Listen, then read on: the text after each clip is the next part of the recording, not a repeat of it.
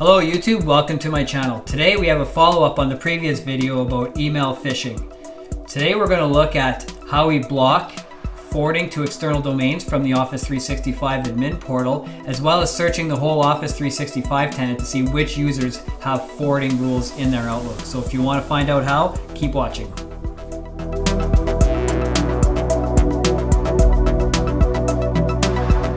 Alright, let's get right into it here. First, we're going to review how the phishing attack works. A hacker sends a phishing email to the target. The target opens the email, clicks on the link.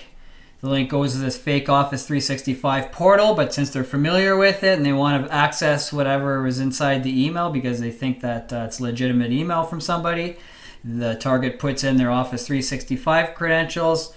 Nothing happens, or just might go to a failed page, and then they just, okay, well, I can't open this. They close their window and don't even think about it again. They may or may not report this to IT or management out of embarrassment, who knows? So you may never know about it. The target may never think about it again. Now what the hacker can do is they can log into their Office 365 account. They can send emails to the target's clients, or they can just quietly put in a forwarding rule to forward all emails to a certain address. And just quickly, how to prevent this: two-factor authentication and security awareness training.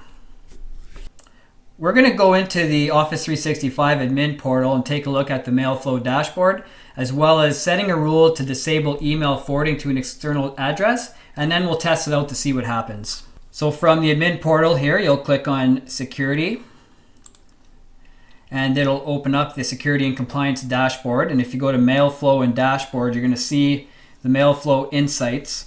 Now this is my Office 365 account where I don't really use it. I'm just using it for my video, so there's barely any activity here. You do see some mail flow, but if you're looking at an actual client with actual mail flow, you're going to see a lot more information populated in here. And one of the things you'll look at is the auto forwarded messages right here. It'll be on the dashboard, and I think you could move that up higher if you want. We're going to jump into the Exchange Admin Center, and we're going to add a rule to block any rules that are forwarding to an external domain. So we're going to go here, create new rule. I'll maybe expand this a bit, and I'm down here. I'm going to click more options, give it a title. Apply this rule if the recipient is external, internal. We're going to say outside the organization. We're going to add another condition saying the message, include the message type, and auto forward. Do the following. We're going to put reject the message, block the message, reject the message, and include an explanation. Contact IT. We'll enforce it. I think that's all we need to do. We're going to hit save. One thing I forgot to show you is the actual rule, which is probably still in there from the previous video. So I'm going to go view all Outlook settings, rules, and here it is. Forwarder hacker, anything with the words money or finance in the subject, send it to steve@fake.com.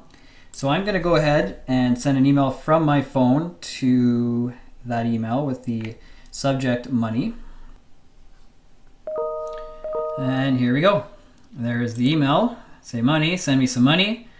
And we are getting the rejection message from Office 365. Custom mail flow rule, contact IT, or you can put a better message than that. The next thing we're going to look at is how we can find all of the mailboxes in an organization that have rules with, well, they'll show you all the rules, but there'll be a field that shows you which ones are forwarded into what email. So we're going to do that with PowerShell. Now, I'm going to use these exact commands here. I'll see if I can put them in the description below. You will need to install Exchange Online PowerShell version 2 module. I'll put a link for that. I'm going to be lazy here and just minimize the PowerPoint and copy and paste this right into PowerShell.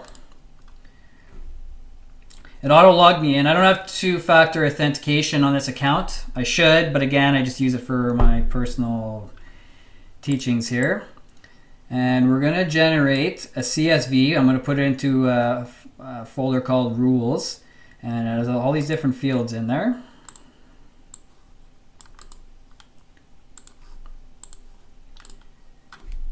So it was pretty quick. If you have lots of mailboxes, it could take a couple minutes.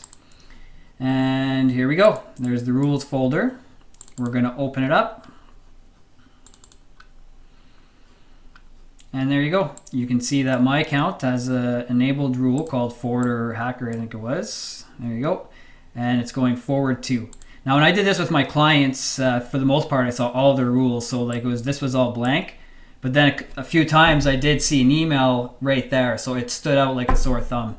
So I hope you learned something today and use this in practice. If you liked the video, hit the thumbs up below. And if you want to see more content, hit subscribe. Thanks for watching.